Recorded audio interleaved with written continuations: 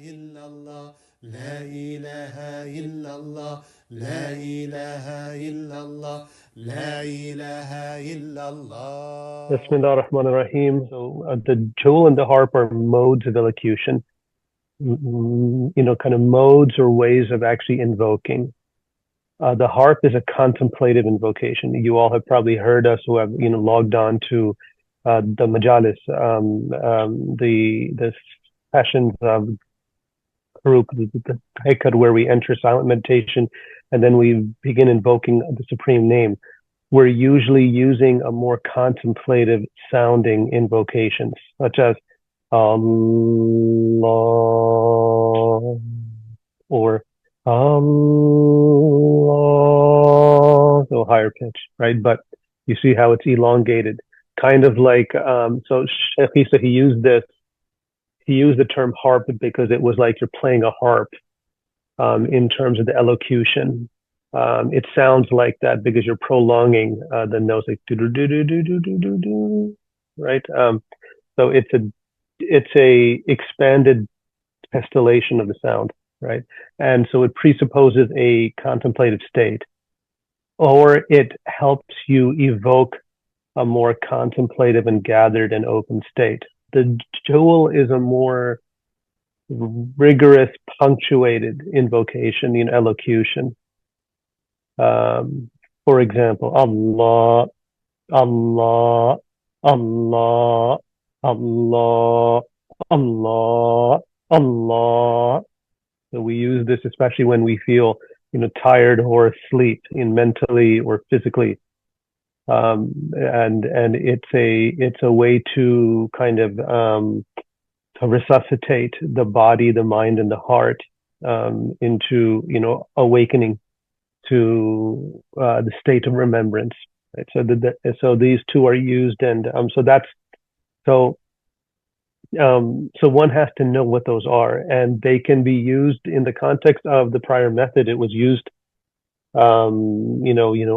alone to without themes on Fridays, where there were no themes, where we would just invoke the Supreme Name with the presence of heart. And it would be either, if we found ourselves in a more contemplative state, we would invoke at the harp. If we found ourselves contracted or the soul not interested in sitting still, the mind agitated, right? The challenges that we sometimes face in meditation, we would then invoke with these punctuated, kind of rhythms, right? So it served a function. When we look at these two modes of elocution, they can align themselves to certain, because they evoke certain qualities musically. We can align them to the qualities of certain themes of meditation. For example, the second theme of meditation, that of pure activity and of vigilance and discipline. So I'm doing all these things, right? Of like being kind of ready, like in the state of Muraqaba, but in the state of pure vigilance. There's a majesty there, and there's a rigor there. It's not a relaxed openness, it's a serious openness. This is really what the second theme is about. And so it's a serious invocation. And so what would align with that from what we've just mentioned about the harp and the jewel? Which one would naturally align with the second theme? You can say it if you think you know. The jewel. Yes. So then we would use the mode of elocution, that is the jewel, to evoke the feeling and taste the invocation of the Supreme Name with the second theme, because the qualities of the second theme align with this vibration, with this, elocution. So, for example, that would be how we would use the second theme connected with the jewel. The third theme of meditation is one in which the peace of God's presence is experienced. And so we wish to repose in this peace. There's a sense of expansion and relaxation in it. That would, of course, be the harp, right? So you can see that certain themes more obviously evoke a particular mode of elocution.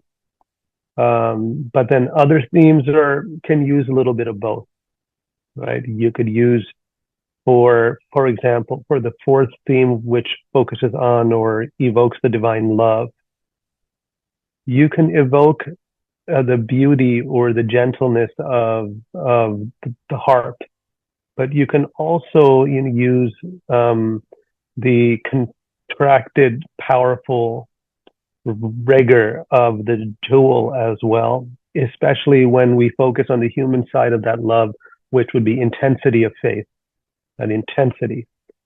As if you're jumping to catch a rope to save your life, knowing that that rope is your only hope and it will save you, but you have to jump towards it, meaning you have to invoke it with that kind of intensity and certitude.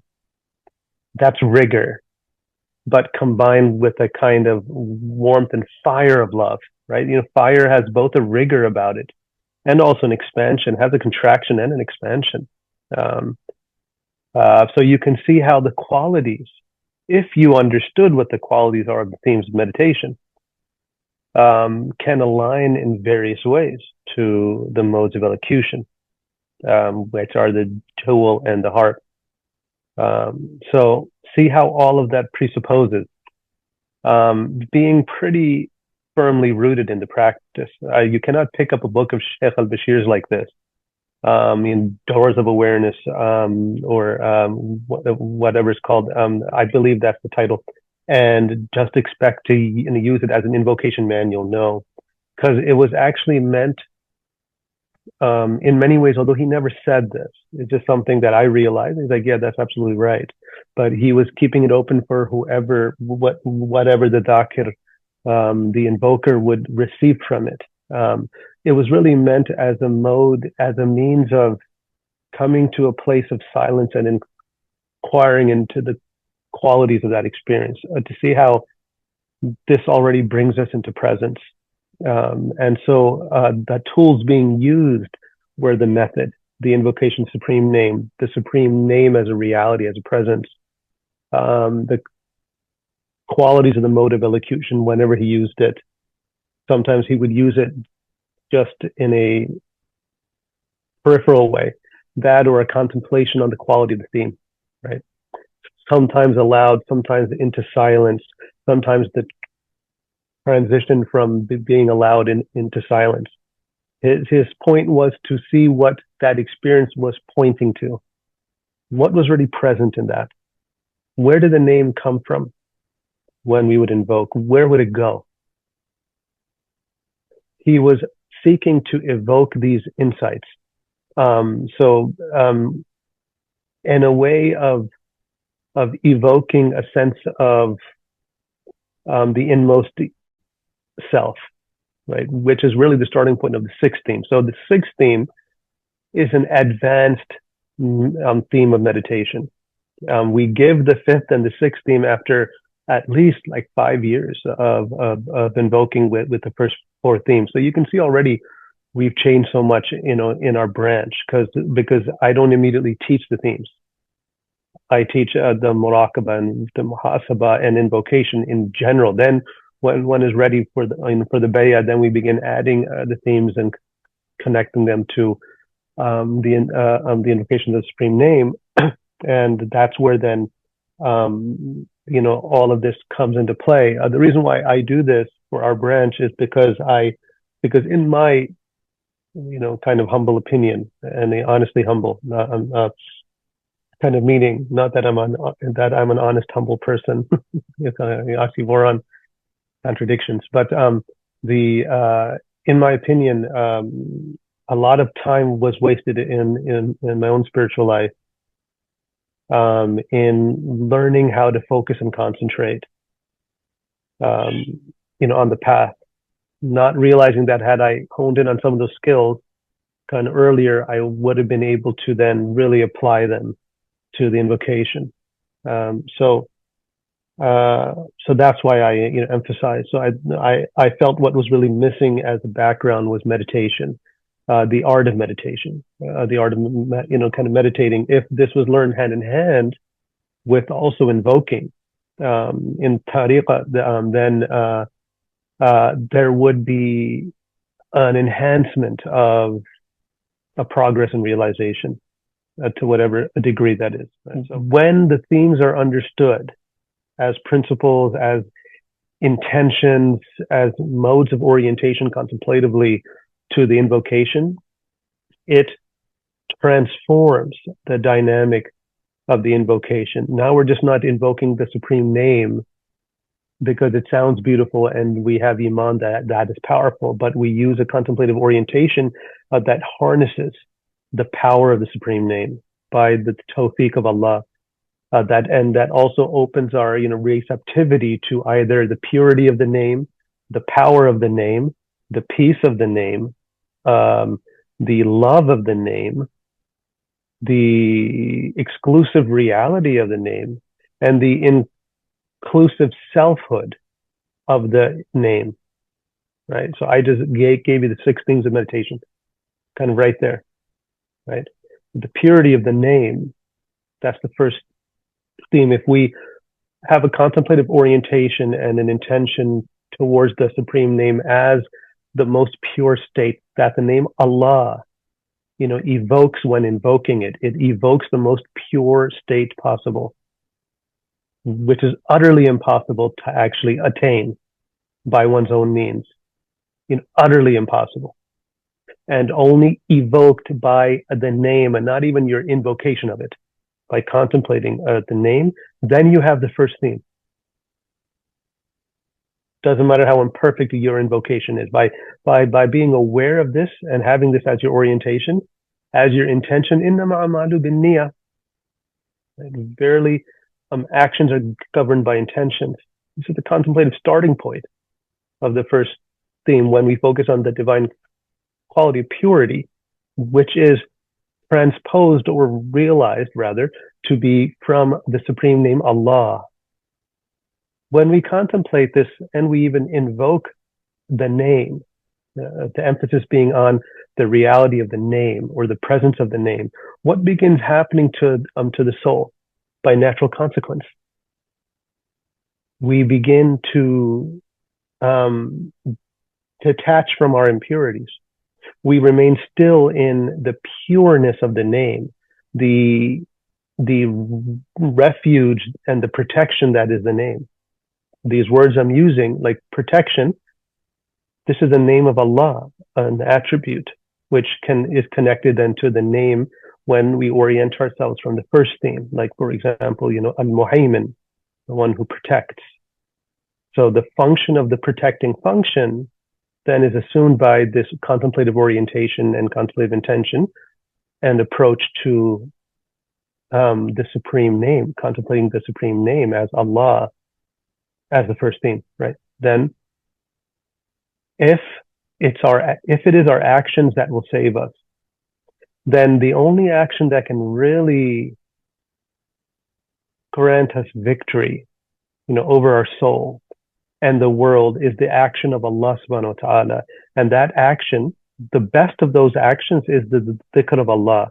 And the best of the dhikr of Allah is not our dhikr, but Allah's dhikr. And that is the second theme. This is power and victory.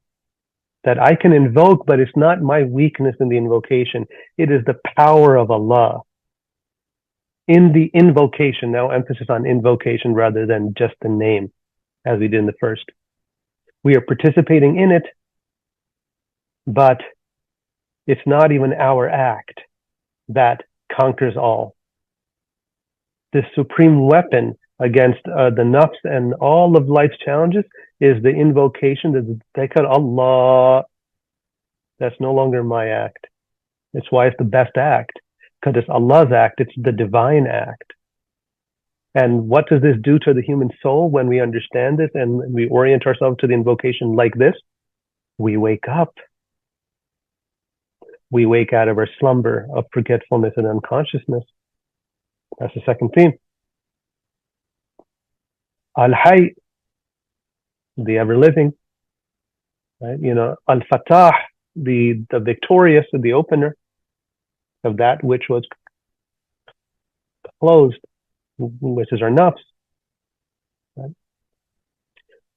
When we orient ourselves to the supreme name as being where true peace and happiness are found, then we should be content naturally with being aware that all that is found in the supreme name, Allah.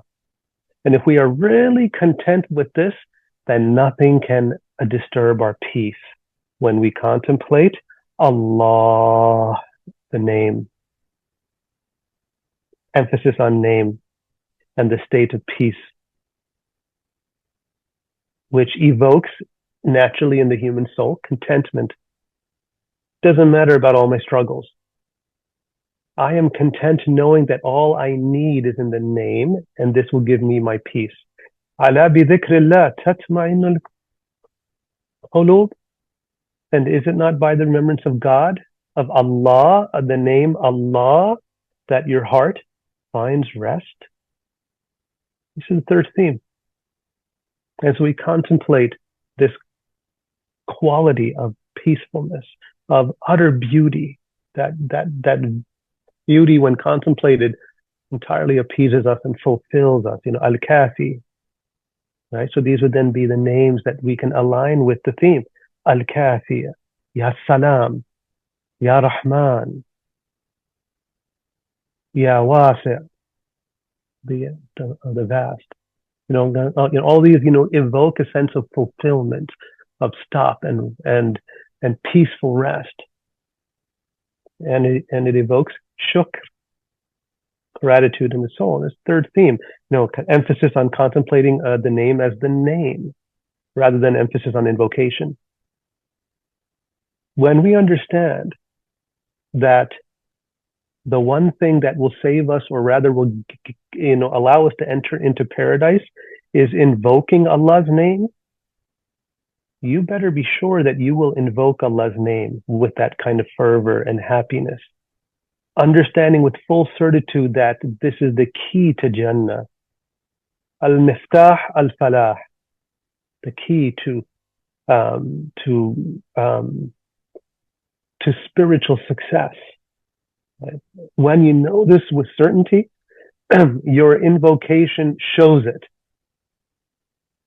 When you invoke with utter happiness, as if you're being told that you've entered paradise. What if God told you on the Day of Judgment, now enter paradise? How you would feel that happiness, that movement of happiness in the soul and in the heart, that certainty, that fervor, that faith, that love. This is what we put into the invocation. If you're not invoking like that in the context of the fourth theme, you are not invoking. You're invoking with hypocrisy when you're fully immersed in this contemplative orientation. The fourth theme, that divine love. For if God is love, then we are utterly loved. If we're utterly loved, then we're entirely saved. And if that is the case, then I should feel that, or I am veiling myself from the ever-present love of God. And that is just simply stupid. It's like refusing to allow the sun on a beach to warm your body. That's just, utter falsehood. That's kufr. Actually, that's disbelief. That's covering, as kufr means. It's like placing an AC in front of you when you're on the beach. The AC of disbelief in these things. When the sun in a hot summer is before you on the beach. And basking in the heat of the divine love. This is what it should feel like when you invoke with the fourth theme. Likewise, that fire, the fire of love, can ignite in you because of the certitude in God, of God's love for you. That's the fourth theme. What does it do? Fervor. It evokes fervor in the human side of this equation. The divine love on the divine side as the invocation, the action that we participate in, the activity of invocation, evokes in the human soul a fervor, an intensity, a passion, a love, and a generosity that radiates, that is contagious in a good way.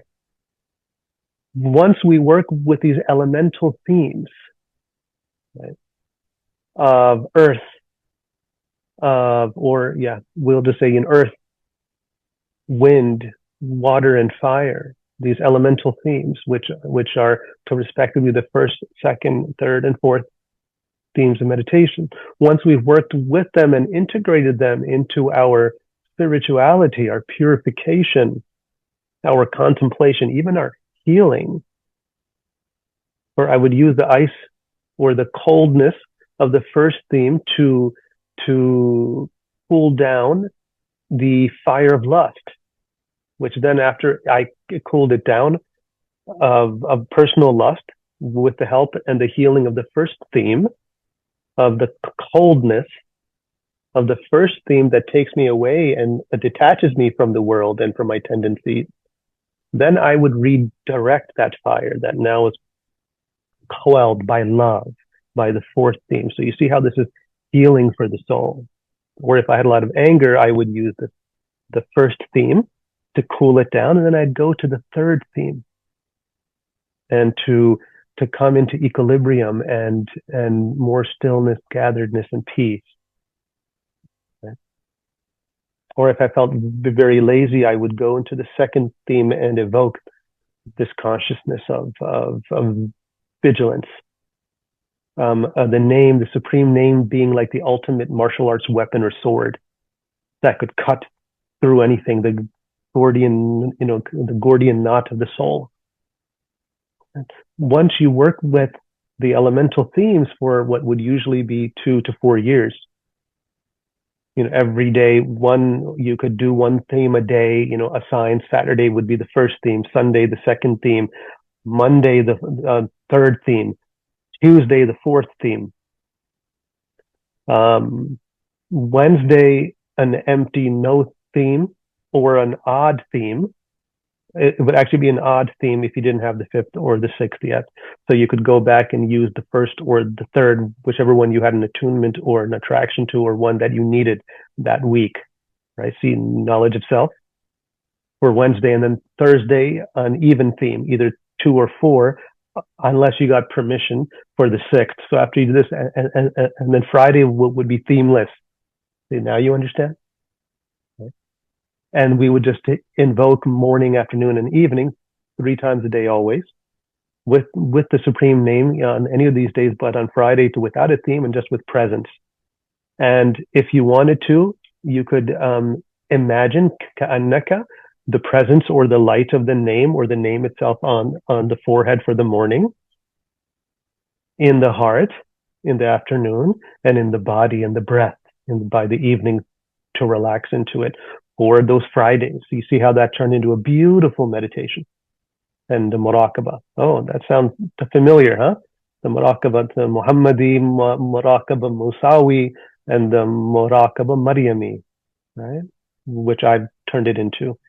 Of course, I teach it like that. And then when we add the supreme name after Bayah, then we add those things back. But now you're fully assimilated into meditation. So now it takes you to some other level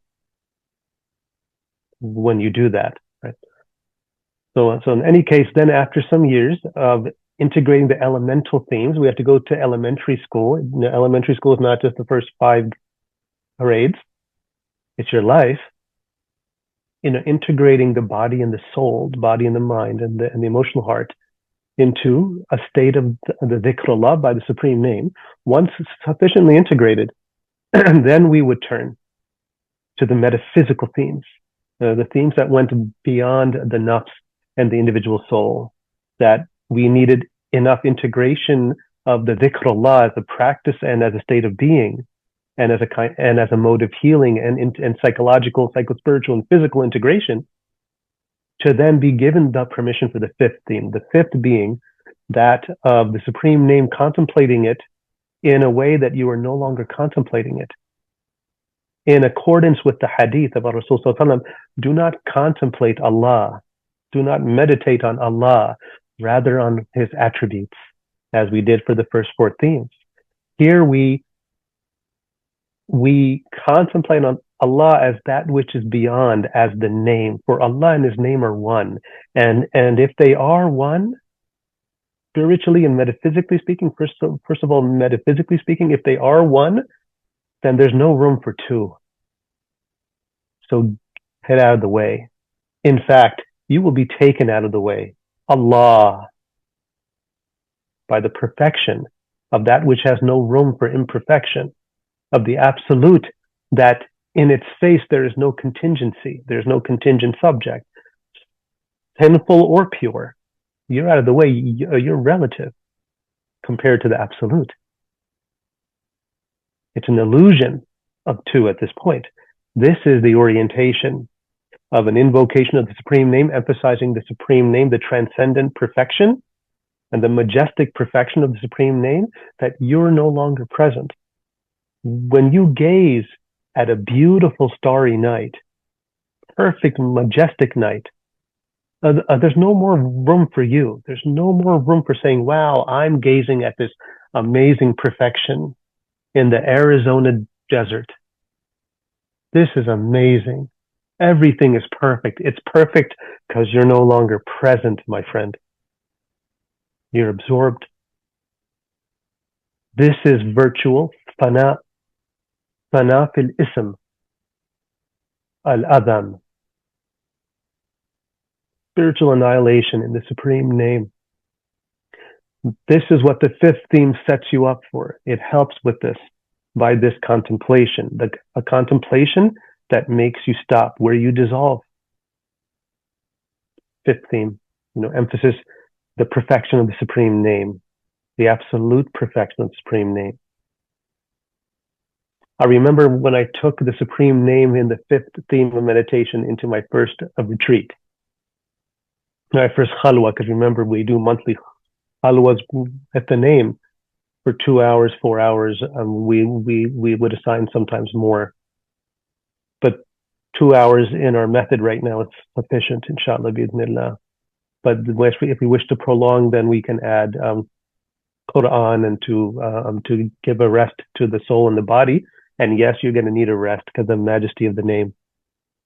But in any case, I remember I read a text of Sheikh Isa on the fifth theme where he said that the Supreme Name is pure knowledge. Sometimes this is experienced as a heaviness in the forehead, and one should disengage when one is overwhelmed, because it's like the mind becomes still and entirely enlightened and is just effaced by al-Afu, Ya Allah, Ya Afu, Ya Allah, as the name, the effacer, the eraser. These are powerful things happening, right? This is not child's play, right? This is why you need a teacher and these sort of things. So in any case, that can happen. One should disengage at that point and just either leave the practice for a little bit, walk around, or say La ilaha illallah and salawat upon the Prophet ﷺ, if it's too overwhelmingly strong. Kullu man alayha fan wa yabqa wajhu rabbik. Right? Really to understand that everything passes and vanishes and is annihilated, comes and goes, perishes, even your sense of self. And when that finally does, by the Supreme Name and its invocation, then you bear witness that which remains as the presence of your reality is the divine presence of the name Allah. And this is the method of invocation of the Supreme Name. It's the tried and tested and most persevered and most direct and protected way in Islamic spirituality to arrive at gnosis, at ma'rifah, and to subside as as the unfolding of this presence in the soul, as bi'idhnillah, as wilayat Rasulullah sallallahu alaihi wasallam, inwardly and outwardly. So this would then prefigure ma'rifah, it would prefigure fana. And so in this are the ma'arif that begin to, if by the tawfiq of Allah that occurs, right, then subtle knowledges of the divine reality as absolute knowledge. The knowledge of the absolute is absolute knowledge. The only thing absolute is the absolute. This is the only absolute knowledge. La ilaha illallah. And this is what the fifth theme teaches you in your annihilation, in your absorption, in your absence, in the majesty of the divine presence. وَيَبَقَى وَجْهُ رَبِّكَ ذُو الْجَلَالِ وَالْإِكْرَامِ. So there's this emphasis on jalal. This is fifth theme. Once this has occurred enough where the tendencies of the nafs have now been quelled a bit by the majestic presence and the attraction, because now there's jadba of the name in this way of majesty, then we are more ready for knocking on the door. Not really knocking anymore, but just waiting for an awakening, an opening, a flowering of that seed of ma'rifah that has been planted now by Allah Himself in your inmost heart. That just needs to begin to flower now. Now the beauty comes in from the jalal to the jamal, right? Now the beauty of the divine presence begins to, as the invocation Allah that you participate in, but that it's Allah invoking, begins occurring. This is sixth theme, right?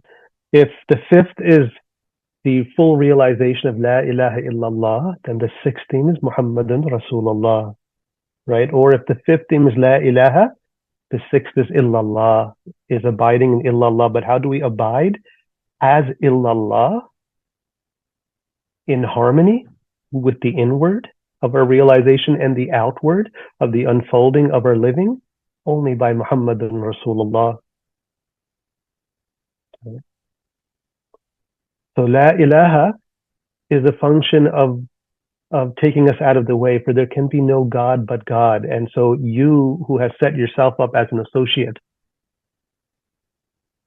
as being there, as being present, as the second of where there can only be one, have to be eliminated. La ilaha illallah, or La ilaha through the ism Allah.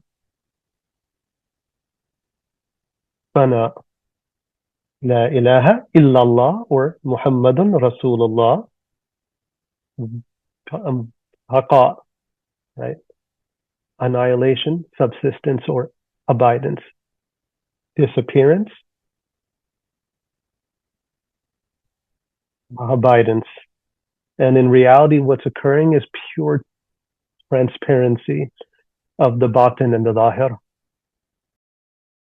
In your remembrance of Allah, in your sense of beingness, you've returned to being, which is not yours, and you're established in it. You recognize what being is, what beingness is.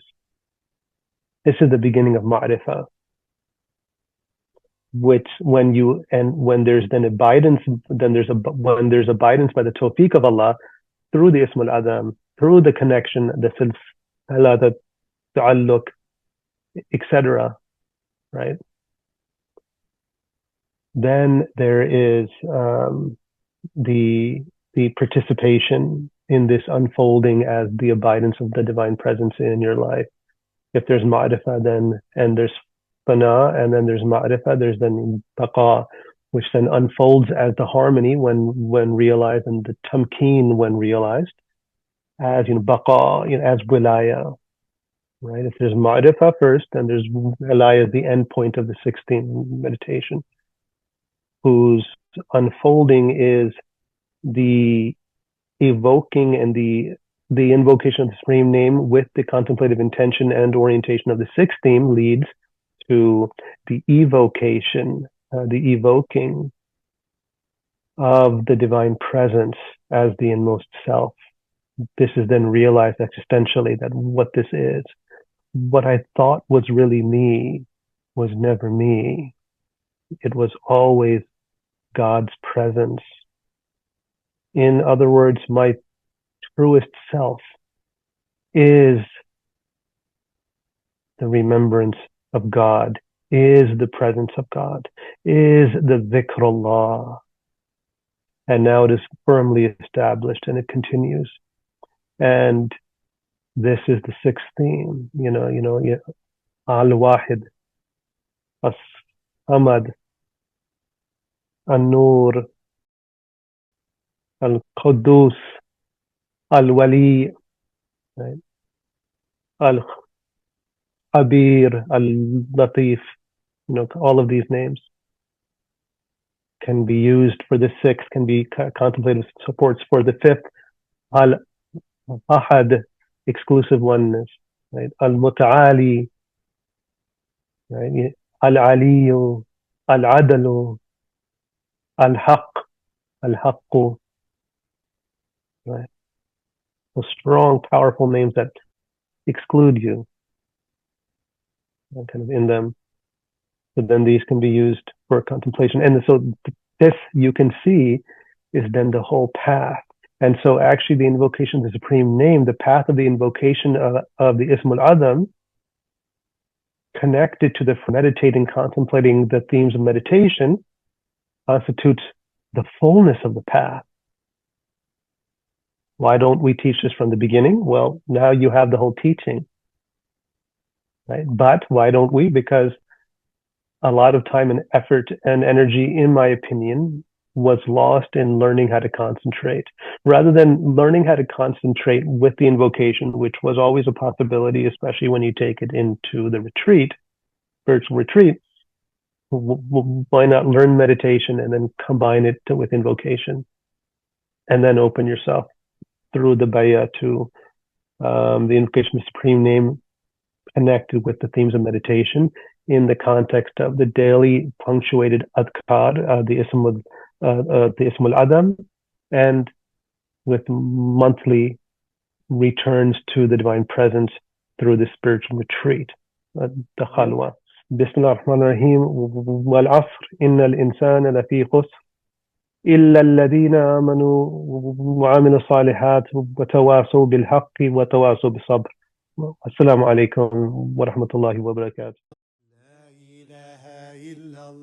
لا إله إلا الله لا إله إلا الله لا إله إلا الله لا إله إلا الله لا إله إلا الله لا إله إلا الله لا إله إلا الله